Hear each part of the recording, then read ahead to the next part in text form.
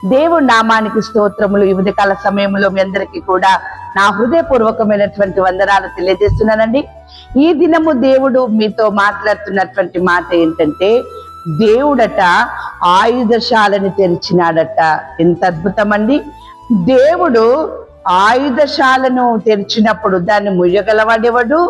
దేవుని బిడ్డలారా, ఎంత అద్భుతంగా దేవుడు మీ నిమిత్తమై ఆయుధశాలను తెరిచినాడు. ఎందుకు తెరిచినాడు? వాక్యం సెలవిస్తోంది. 138వ కీర్తన 7వ వచనములో భక్తుడు అంటున్నాడు, నేను ఆపదలలో చిక్కబడి ఉన్నాను, నీవు నన్ను బ్రతికించెదవు, నా శత్రువుల కోపము నుండి నన్ను రక్షించుటకై నీవు నీ చెయ్యి చాపెదవు, నీ కుడి చెయ్యి నన్ను రక్షించును. ఎంత చక్కగా ప్రార్థన చేస్తున్నాడు. దేవుని మీద ఎంతగా నమ్మకముతో విశ్వాసముతో ఆయన ప్రార్థన చేస్తున్నాడు. ఆ ప్రార్థన దేవుడు విన్నాడు కాబట్టే ఆయుధశాలని తెరిచి ఉన్నాడు. దేవుని బిడ్డలారా, అందుకనే వాక్యం సెలవిస్తా ఉంది కదా, 89వ కీర్తన 23వ వచనములో, ఏ శత్రువు అతని మీద జయమునందడు, అతని ఎదుట నిలవకుండా అతని విరోధులను నేను పడగొట్టెదను, అతని మీద పగబట్టు వారిని మొత్తెదను.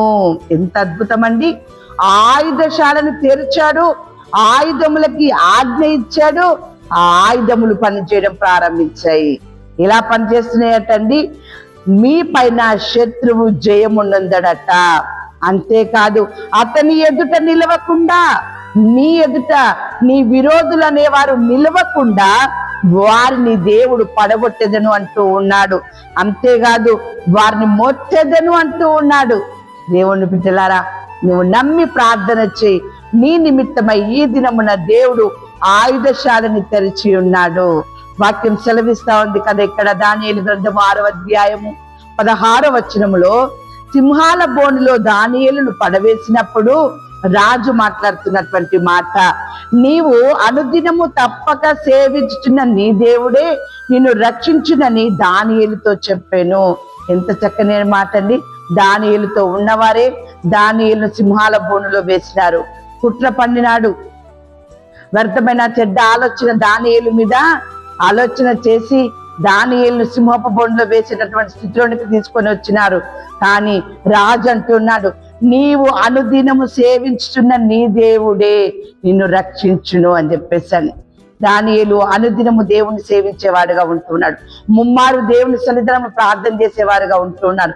ప్రాణహాని వస్తుందని తెలిసినప్పటికీ ప్రార్థన మానని ఆ దానియేలును దేవుడు ఆయుధశాల తెరిచి సింహపు నోట నుండి ఆయనని రక్షించిన దేవుడు నిన్ను రక్షించడా? నువ్వు అనుదినము దేవుని సేవించు, ముమ్మారు ప్రార్థన చెయ్యి. దేవుడు దానియేలును రక్షించినప్పుడు నిన్ను కూడా రక్షిస్తాడు. దేవుని బిడ్డలారా, నీ కుటుంబాన్ని కూడా రక్షిస్తాడు. దేవుని బిడ్డలారా, నీ పిల్లల్ని రక్షిస్తాడు. దేవుని బిడ్డలారా, అంతేకాదు వాక్యం సెలవిస్తాం. యోబు గ్రంథం 11వ అధ్యాయము 15వ వచనములో, నిశ్చయముగా నిర్దోషివై నీవు సంతోషించెదవు, నిర్భయుడవై నీవు స్థిరపడి ఉందువు, అప్పుడు నీ బ్రతుకు మధ్యాహ్న కాల తేజస్సు కంటే అధికముగా ప్రకాశించును.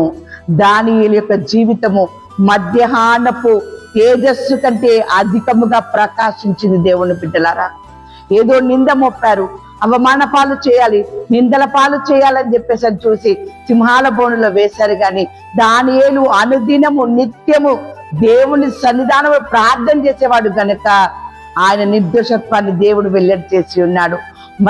మధ్యాహ్న కాల తేజస్సు కంటే అధికముగా ప్రకాశించినటువంటి స్థితిలో ఆయుధశాలని తెరిచినాడు. దేవుని బిడ్డలారా, ఆ రీతిగా దేవుడు నీ కుటుంబంలో అలాగే నేను చేయాలనుకుంటూ ఉన్నాడు. అలాగే నీ కుటుంబాన్ని కూడా అలాగే చేయాలనుకుంటూ ఉన్నాడు. దేవుని బిడ్డలారా, అంతేకాదు వాక్యం సెలవిస్తా ఉంది కదా ఇక్కడ, దేవుని బిడ్డలారా, దేవుడు తన ఆయుధశాలను తెరిచి కోపము తీర్చు తన ఆయుధములను వెలుపలికి తెచ్చుచున్నాడు.